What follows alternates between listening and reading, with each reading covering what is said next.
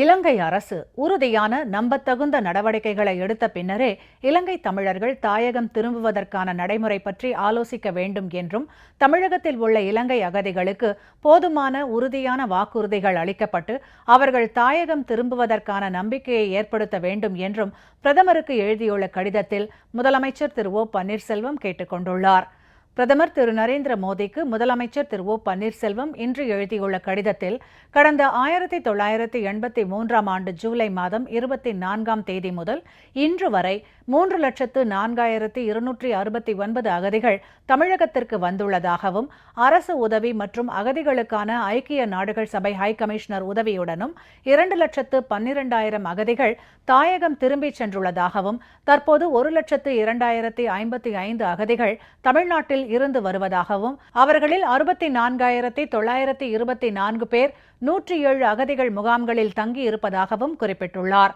இலங்கை தமிழர்களுக்கு நியாயம் கிடைக்க வேண்டும் என மதிப்பிற்குரிய புரட்சித் தலைவி அம்மா பலமுறை வலியுறுத்தி வருவதாகவும், இதனை உறுதி செய்யும் வகையில் தமிழக சட்டப்பேரவையில் பல்வேறு தீர்மானங்கள் நிறைவேற்றப்பட்டுள்ளதாகவும் முதலமைச்சர் சுட்டிக்காட்டியுள்ளார். இலங்கையில் தற்போது ஏற்பட்டுள்ள அரசியல் மாற்றங்கள் நம்பிக்கையை ஏற்படுத்துவதாக உள்ள போதிலும், தமிழர் பகுதிகளில் இலங்கை ராணுவம் தொடர்ந்து நீடிப்பது அச்சத்தை ஏற்படுத்துவதாக உள்ளது என்றும் முதலமைச்சர் குறிப்பிட்டுள்ளார். தமிழர்களின் அச்சத்தை போக்கும் வகையில் இலங்கை அரசு உறுதியான நம்பத்தகுந்த நடவடிக்கைகளை எடுத்த பின்னரே இலங்கை தமிழர்கள் தாயகம் திரும்புவதற்கான நடைமுறையை ஆலோசிக்க வேண்டும் என்றும், தமிழகத்தில் உள்ள இலங்கை அகதிகளுக்கு போதுமான உறுதியான வாக்குறுதிகள் அளிக்கப்பட்டு தாயகம் திரும்புவதற்கான நம்பிக்கையை அவர்களுக்கு ஏற்படுத்த வேண்டும் என்றும் பிரதமருக்கு எழுதியுள்ள கடிதத்தில் முதலமைச்சர் திரு ஓ பன்னீர்செல்வம் கேட்டுக் கொண்டுள்ளார்.